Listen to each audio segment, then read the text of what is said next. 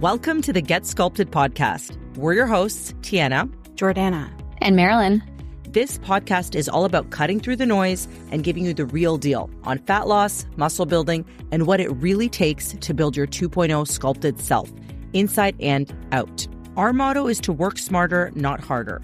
We'll break down science-based and actionable strategies to optimize your metabolism, ditch the diets, and create a sustainable, fit, and healthy lifestyle that actually works for you. So if you're ready to get stronger, not just skinnier, and embrace a body you love, hit that subscribe button and let's get sculpted.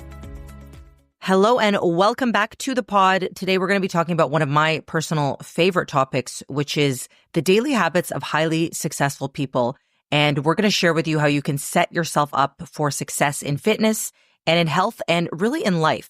Because I've come to realize that when you own your daily habits, you really do become the deliberate creator of your life. And this is something that you really begin to foster in your fitness journey and something we work on with our clients. But the skills that you learn by making yourself the type of person who is lean, sculpted, dialed in with nutrition and fitness is things that you can carry on everywhere. So this is really important to understand that. Let's talk about fitness for a second. When you're successful with achieving a fitness goal, this is something that is not random. It doesn't happen by accident. It doesn't happen just because you're lucky. Even if you do have a genetic predisposition or your life is aligned in a way that makes things a little bit easier, it's still going to come down to being very intentional with how you spend your time, what you prioritize, and this is going to be driven by habits. Would you guys agree? 100%. 1000%. So it's fair to say that if you want to succeed at becoming the person who is lean, fit, sculpted, in shape, you don't need to reinvent the wheel. Like, you don't need to wonder, like, how am I going to get there? Because other people are doing that exact thing right now. And we just want to study what they're doing. Okay. So we really want to just say, hey, this person has their SHIT together. Let's study and see what they're doing. So lucky for you, we're going to break that down into 5 key daily habits for success. And I would love, Mare, if you could kick it off by sharing, where do we start with these daily habits? I love this. This is where I actually do want to kick it off because I think this is one of the most powerful habits that someone can develop, right? And this is actually, it happens before your day even begins. And that is planning the night before. So this can be as simple as 5 or 10 minutes in the evening to map out tomorrow. Now, I've actually been doing this for about a year now, more intentionally. I used to create to-do lists up the wazoo, and I had literally sometimes 50 plus things, and it was a disaster. So now I've shifted how I do this, and I feel more productive, more focused, and so much more prepared for the day ahead. Because the truth is, if you wake up in the morning and you have to take that time to think about, okay, what am I doing today? How am I going to get this done?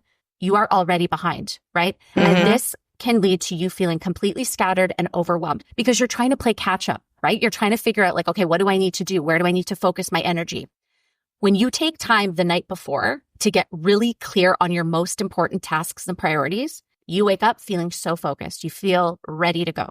So here's how to make that happen. And honestly, this is exactly what I do. Just before bed, and actually, I've even moved this to at the end of my work day. I take 5 or 10 minutes and I basically prioritize my tasks for the next day by jotting down those priorities.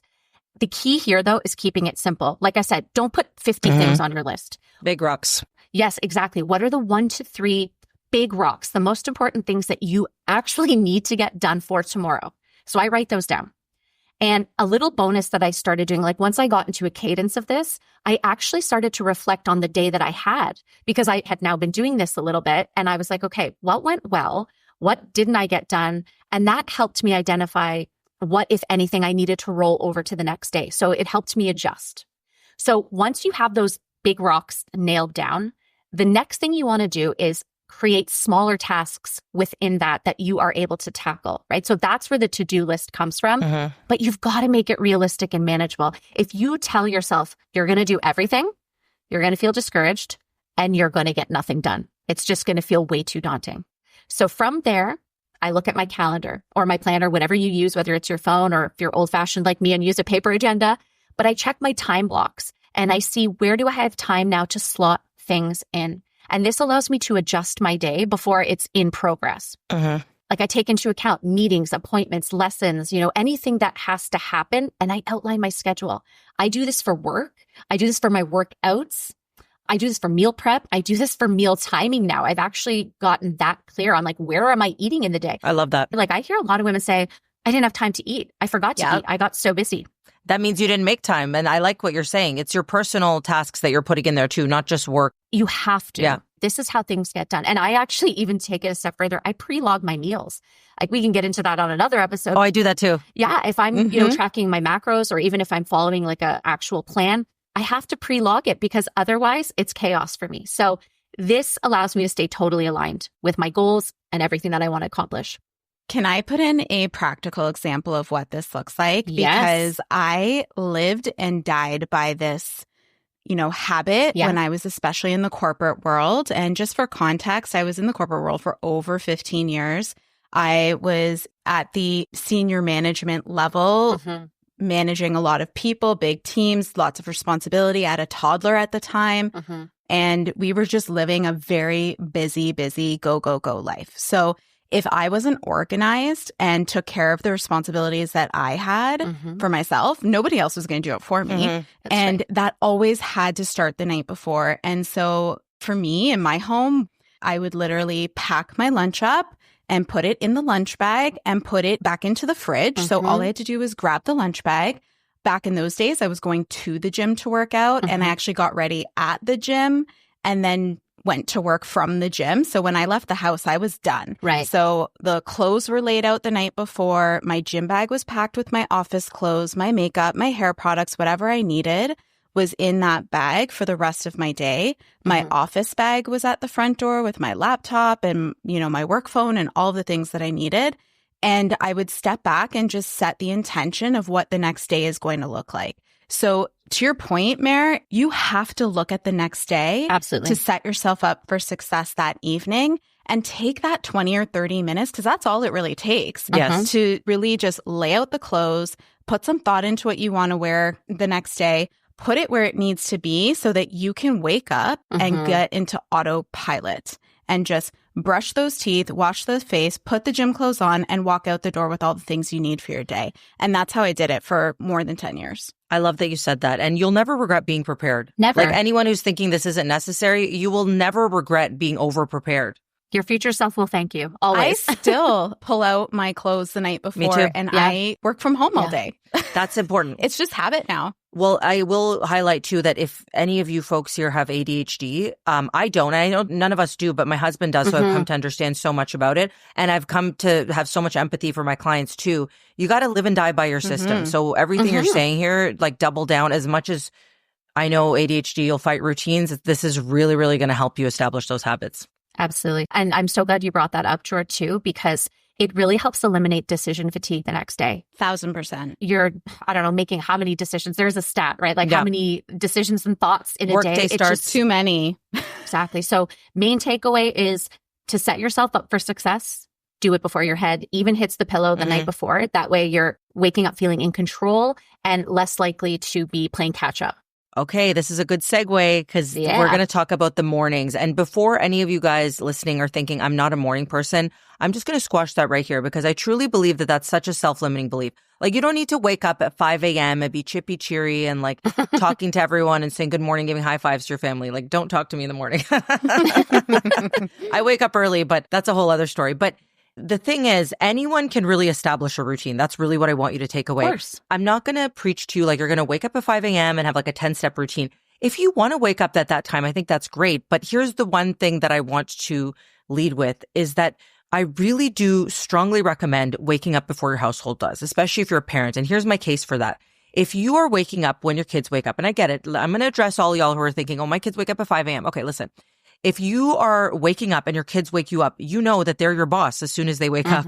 Like I have an 8 and a 5-year-old and they're like, I want a snack. I want this. Put on this. I want this. Like it's a million things at once. And if I haven't even had my coffee, it's going to go cold and then I'm behind. Then I don't eat my breakfast. They don't have their breakfast. Everyone's late. I'm cranky. I drop them off and I'm like, I was so mean. So instead of that, I ask this of you. Can you wake up 30 minutes before? And if nothing else, I want you to just have quiet time to yourself to at least have your coffee or have your morning drink, have your water, just get dressed, do something for yourself for 30 minutes. That's the one one ask, because that's going to set the tone for the day. And remember, when you did what Marilyn said previously, which is set up yourself for the morning, the night before, you're not starting in a frazzle and frantic. Yeah, absolutely. You're starting prepared. You have less to do in the morning. You have less to do in the morning. And then your clothes are laid out and you're not, oh, what am I doing? Like, who am I? Like, what am I going to do next? And you want to start the day really with intention and with calmness. That's the bare minimum that we ask. Okay. So you will get used to it. I truly believe that when people are like, even for some people, 7 or 8 a.m. is like very, very early. First of all, start small.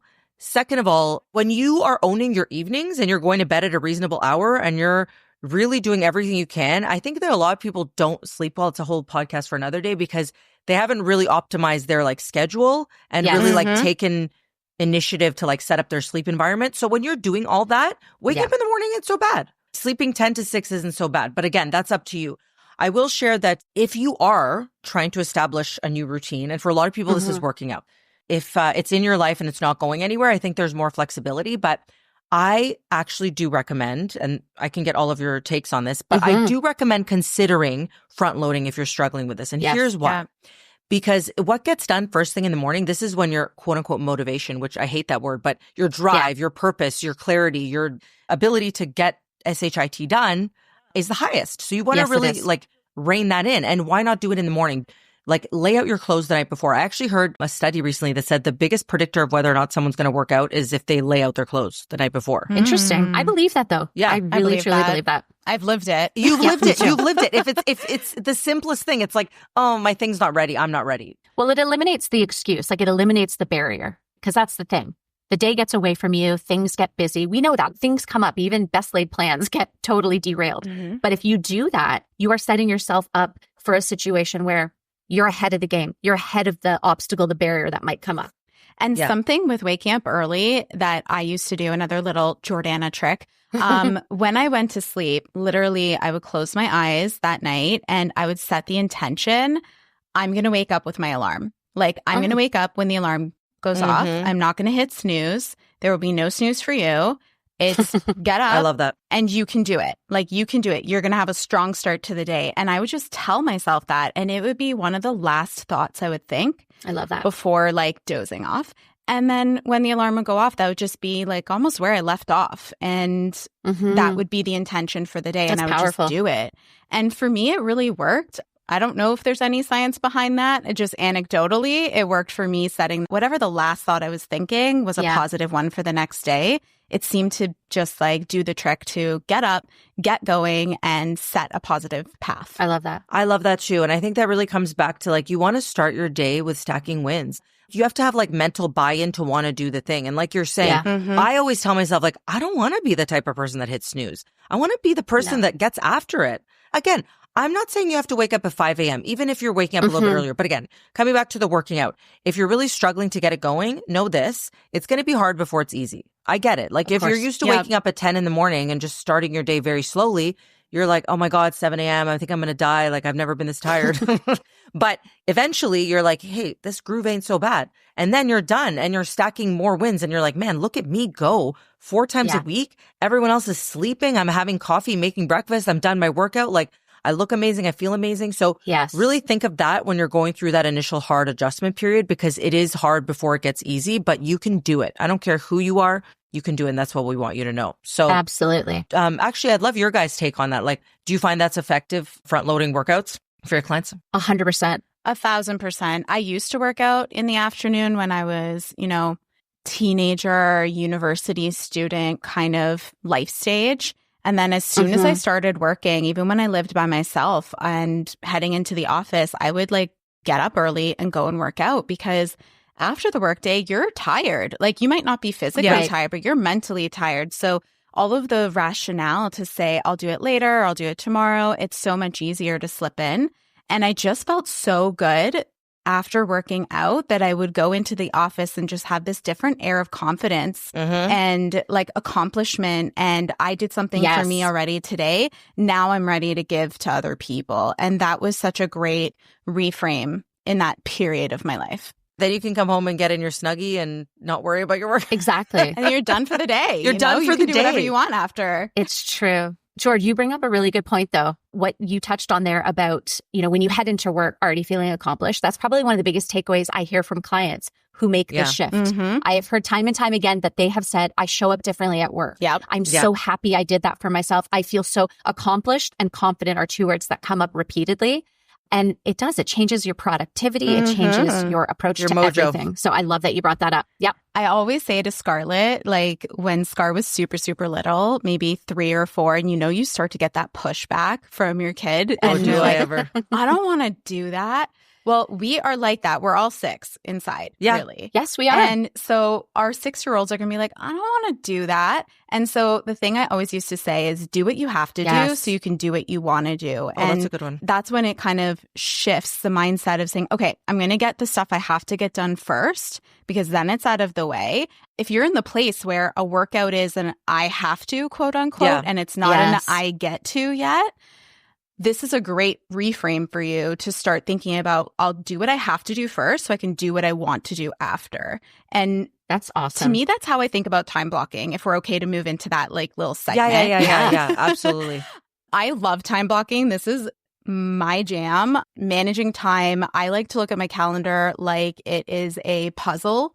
And how do I get things to fit into this puzzle while honoring the goals that I've set for myself and the boundaries that I've established and the things that I want to, do in that week, right? And who I need to show up for besides myself. And so time blocking is a tried and true way.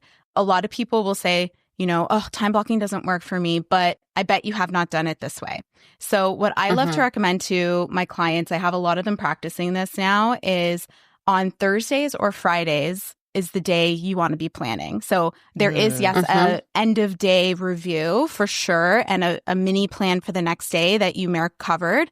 But I love to take a little bit of a step back and on Thursday or Friday, have a recurring meeting of 20 minutes where you can actually review the next week to set yourself up for success. That's great.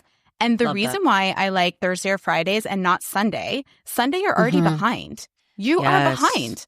You can't do anything on the weekend to set yourself up for success. Monday is tomorrow. So for anybody who struggles with anxiety or stress or the Sunday scaries are creeping in, and all of a sudden you have all of these emotions flooding in about like, oh my gosh, I can't do this, I can't do that. Everything's pushed back, which makes us feel less successful. So if you want to feel more successful, shift that planning day back to a Thursday or a Friday, because then you can leverage your weekend that is coming upon you to front load more of those activities. If you have a crazy week coming up, you can front load a workout onto Saturday or Sunday and ease up your week. If you know that you're going to be here, there, and everywhere with appointments, maybe that Sunday you're going to double up your food prep because you are aware that your midweek food prep is not going to be as feasible. You can put some stuff in the freezer. So, and be prepared still. So I love to take that time. That's like my number one step is every Friday, I said I have 20 minutes with myself and I set up my week in my calendar. And that's when I plan when I'll work out, if I need to shift any days, the food prep that's going to be happening. I assess what appointments I've committed to personally within the family and with work. And then I make sure that I have those times blocked in my calendar so that they can't be overridden by anybody else that might have access to it.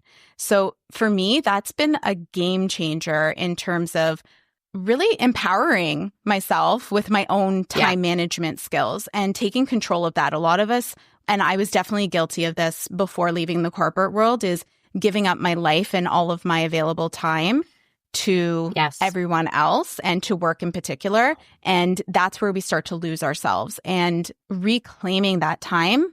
Open time does not mean it's available time. Oh my God, yes. We need a shirt with that. A plaque yes, on we the desk. Open time is not available time, and you are allowed to prioritize yourself. And if you've never heard anybody give you permission for that, take that as your permission right now. You've got it now. You have to claim it. And I think that's really, really important for us as we get older to reclaim that time, to prioritize time for ourselves and not look at it as selfish. It's self-full. You are creating the best version of yourself. And that's who you're showing up as in every area of your life, to your workouts, to your family, to your loved ones, to your money management, to your home, Definitely. how it's set up, to your work. And that's who you want to be. It starts there. I love this. I want to add one thing that I was just thinking about this morning, because one of my clients who's newer, she's struggling to get in the routine of working out. And I know, I'm just thinking of her because I'm like, okay, she's an entrepreneur. She's dealing with clients. And I said this to her. I said, you would never continuously promise a client, I'm going to meet with you 3 times a week and not show up. Yeah. Because it'd be like, wow, how could I do that to them? I really value that client. Girl, value yourself. Yes. You are number one. You got to be like, I am damn important. I'm my numero uno, because that level of prioritization, you are the only one who can make it for yourself. So you're saying, Jord, we can give you permission, but you got to be own it. Yeah, exactly. No one else is going to be like, did you do this? You have to make this so important to you, because you might be thinking it's not like my life depends on it, but it does, because these are the habits that are going to make you live an awesome life. Yeah, absolutely. 100%. I've had to have that conversation with myself. I had a heart-to-heart with myself not too long ago. And, obviously we love our families. We love our jobs, perhaps. I mean, I love working with you ladies. I love my family. I love all of my things. But I realized I was pouring everything into everybody else and to everything else. And when I thought about it, I was like, okay, I'm enriching the lives of everybody around me, which is awesome. Yeah, who's enriching me? Yeah, but at the detriment of myself, right? That's the thing. And I just thought, I do need to factor in, because why am I making everybody else's life so much better and not my own? So it was a tough love conversation with myself, but I love that you said that, T, because it's no one else is going to do it. No one's coming to save you. Mm-hmm. Yes. You got to save yourself. And so how do you get that daily movement in, Mare? What do you do? All right. So this is another important habit. So I don't think it's a shock to anyone to say that movement is important. We know movement is important, right? And breaking news. Yes, breaking news.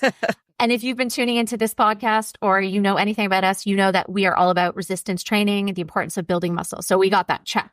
But what we're talking about here is more than just your workouts. It's the idea that you should be moving your body daily outside of your, let's say, 3 or 4 assigned workouts that you're doing in the gym, because that matters. And Jord, you shared a stat a while back. It shook everybody, where you said that even if you're getting 3 or 4 workouts in a week, but the rest of the time you're sitting, you are actually still considered sedentary. And I remember the uproar, because people were legitimately they were shook. Isn't it enough? Yeah. Totally shook. And so, even I was, I'll be honest, not that I didn't know, but I thought, wow. And then you start to think, outside of those workouts, how much am I actually moving? And so the reason this is so important is that movement is medicine. Yeah. It's medicine for your body and your mind, right? We know, again, I could list it all out. It's keeping your joints healthy, your muscles strong, your heart pumping, all of those things. But there's mental benefits too. Moving your body, it releases endorphins. These are your body's feel-good hormones. It boosts mood, reduces stress and anxiety. It also, movement helps with focus. It helps improve your sleep. So all these other things we're talking about, all these other habits are so contingent on you moving your body. And I know what so many people say, because I've heard it. I'm sure you have too. How can I possibly fit more in? I'm already working out. I'm already doing this. I'm so busy. But the good news is that the daily movement we're talking about doesn't have to be complicated. It's not time consuming. It can be things like a 10, 20-minute walk, or if you're sitting at a desk, getting up every hour and doing a stretch. You could even be taking the stairs instead of the elevator or escalator, parking further away, being active with your kids, play with your kids. All of these things can add that daily movement. I love that. It's a way of life. I like that you're saying that, because we want you to zoom out here and think you're just going to be someone who always moves your body. Because right now, whether you know it or not, if you're sitting all day, you are just someone who sits all day. But that's okay, because you could change that. That's right. So really think about the way that you spend your evenings and mornings and the time in between. It's going to be different when you start living a different life. It's a lifestyle, as we say. You really want to bookend your day with those routines, what you do in the morning and what you do at night. It's bookending your day with purpose and with intention. And that's really going to allow you to feel accomplished throughout the rest of the day in between. That's good. Absolutely. There are hacks too. I remember when I was teaching, I was on my feet constantly. So to be honest, it wasn't even something I needed to think about because I rarely sat down. If someone sat down, I'd be like, thank God. Yeah. Right. But actually, to be honest, the only time I sat down was to go to the bathroom. Oh my God. But anyway, but when I made the shift to coaching, and now most of my day really is sitting because we are on the computer. So funny. Because you're in fitness now. Right. People are like, don't you work out all day? I'm like, that's not how this works. That's not how this works. Right. But it's awareness. So I had to become aware of how my lifestyle now changed. And so that's when I decided, okay, I can't manufacture more time in the day. This is what I've got to do. But how can I stack it with something else? So we all invested in walking pads. I'm not saying you have to go out and buy a walking pad, but I'm kind of saying it's a great thing. You may want to go buy a walking pad. Actually, you should. You should get a walking pad. Yeah. If you're on Amazon buying BS, take it out of your cart and put a walking pad in. Yeah. One of the best things I have ever done, because now I'm stacking something I'm already doing with my time on that walking pad. For example, when I'm doing focused work, I'm pretty good at like typing while I walk, so I can do that. When we have our meetings, our team meetings, I take those. If I don't have to actually give long-winded talks, I can do that while I'm on my walking pad. So I'm not looking for magic pockets of the day that I don't have. I'm like, okay, what do I need to do? What can I stack that with? And it is amazing how many steps I have been able to put into my day by just stacking it with something I'm already doing, which by the way, I would have otherwise just spent sitting. So I encourage all of our listeners, right? Like buy a walking pad, but also think about where in the day can you incorporate this daily movement by stacking it with something you're already doing. So that way you don't have to feel so overwhelmed. I love that. Yeah. I'll give an example too. Like right before we hopped on here, my joints were really like hurting. And I was like, you know what? I have like a 15-minute window of time and I'm just in my living room and I'm just like, let me do a little mobility flow. Good for you. Yeah. Like that's how you start. Like, you know, like you're saying, you find those little pockets and you'll be surprised. I love these like pairing of activities that use different parts of our brain. It's not multitasking. It's stacking, That's what you said, Mare. And so it's food prepping while listening to a podcast. Exactly. It is doing a little bit like light work on, you know, what walking pad while sending out emails or being on a meeting where you're not talking so much. It is going out for a walk and calling a friend or going out with a friend and getting that social interaction. And these are like small things that we can pair. I even like my inside bike, I'll get on and cycle for, 20, 30 minutes and read a chapter. And it just allows you this opportunity to get more done for yourself while still managing the time that you have. And the one thing we haven't covered yet is like on the nutritional front. And I know, T, this is like your jam. You're so good at this stuff. Yes, I love this stuff because this is really important. And I want to reframe how we actually think of nutrition. Because I think for a lot of us, we think of nutrition as like, oh, healthy food, dieting, and like, ooh, yummy food that I enjoy. That's a whole podcast in itself. But what I really want you to consider in the context of what we're talking about, the habits of successful people, they fuel their body with purpose. So what you fuel your body with, it is meant to give you energy, to optimize your digestion, make you mentally sharp, avoid that brain fog, to make you perform better when you are training. So you're getting more out of those training sessions because you're not going to build your best body off 5 crumbs or like just ramen noodles and no protein. You know, like you got to really own in your nutrition. And that really looks like, simply put, having balanced meals, number one. So we're prioritizing protein. It is the macronutrient of recovery, growth, repair, your immune system. It's going to do all the things I mentioned. It's going to make you feel great and live an awesome life and have a high performance lifestyle. And we want to prioritize whole foods. Like you want to really embrace the veggies, embrace the whole grain carbohydrates, the starchy vegetables for your carb source. We want those healthy fats that are going to keep our brains sharp, our hormones healthy, keep us looking good and feeling good. So by and large, you want your nutrition to not only make you, lean. That's what everybody cares about. Oh, I want to lose weight. Yeah, I get it. Of course, we talk about that a lot and we help people with that too, by the way. But it's also going to help you like feel awesome from the inside out. So this is what people forget sometimes is like the way you eat impacts your mood. It impacts every aspect of your life. Everything. So, when this is dialed in, you are going to only then be able to live your most awesome life. So would you guys add anything there in terms of the eating? So I love using this example with clients. So if you've ever been away on vacation, let's say, and, like you've indulged, you've had all the things. I hear so many clients say, like, I just want to eat a vegetable. Like they, at the end of the vacation or whatever they're doing, they're like, you know what?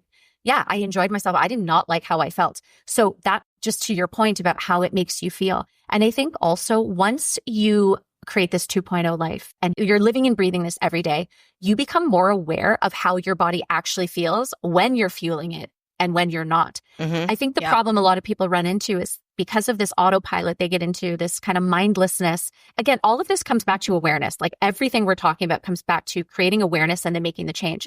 But they don't actually even realize how kind of crappy their body feels because they don't know the alternative. They think it's normal. True. And then they're like, I need medication. I'm sick. That's a whole other story. But exactly. So once you start doing this, fueling your body with purpose, you finally have this aha moment like, oh my God, this is what it feels like to have energy, to feel so good.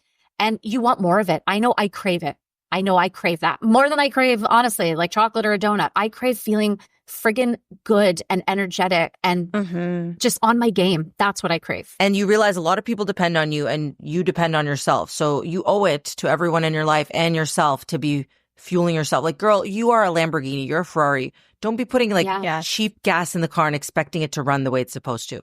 Agreed. Love it. And so like, what are our takeaways? All right, wrap it up for us. Yeah. Let's do it. If you could sum up like your biggest takeaway that you would want to have everybody implement, what would be like your top one just from our combo? I would say that you are the deliberate creator of your own life. Stop looking for other people to save you. Start focusing on how you can break up every day. Start with the habits and how you spend your time and spend your energy, and you'll create your dream life from there. Love that. Absolutely. And for me, it comes back to our motto, work smarter, not harder. Everything we've talked about, we're not giving you homework. We're not giving you these crazy to-dos. This is like practical, actionable steps, habits that you can create, that you can stack, that you can implement in your life. That's easy. So it doesn't have to be overwhelming. We don't have to hear you say, I don't have time. I don't have this. I don't have that. You can make this work. You just have to be the leading lady of your life. Yeah. And if not now, then when? Like so many of you are listening, being like, oh, I've tried this or I've done this before. No, you haven't done it like this. You haven't done it when you've put yourself first. You haven't done it in the way that it's going to add to your life instead of take away from it. We always want to be looking at, how can we gain out of this experience and not just what we can lose, which is usually on the scale. I love that. I think that's such a great way to close it off. And we hope that this empowered you guys. We would love if you got some value from this. Like, please share on your social. We love your tags. Those are in the show notes. And you can even include like what your number one action step is. Like if you're like, I really want to own one of these, which one are you committed to doing? And when you share with others, you're going to help them too, because they're like, look at my friend here living an awesome life. I'm going to do the same. So thank you again. We always appreciate all your reviews. If you found this episode awesome, helpful, tune into the rest. Consider leaving us a 5-star review so more people like you can hear us and get an awesome life themselves. And I'm really looking forward to next week's topic where we're going to cover Ozempic and weight loss drugs. So you don't want to miss that. Fiery episode. That's right. You got it. All right. We'll see you guys there. Bye. And that's a wrap for today's episode of Get Sculpted. We hope you feel inspired, empowered, and ready to take the next step in your fitness journey. Remember, building your 2.0 body is a unique journey for you. It's about showing up for yourself consistently and not being perfect. If you loved today's episode, don't forget to hit subscribe and leave us a review and tag us on social at getsculpted.ca. Your feedback helps us reach more women like you who are ready to cut through the noise and make lasting changes. For more daily tips, inspiration, and behind-the-scenes content, follow us on Instagram and check out our handles in the show notes below. Thanks for tuning in, and we'll catch you next time on Get Sculpted. Until then, remember this: getting sculpted isn't about working harder, it's about working smarter.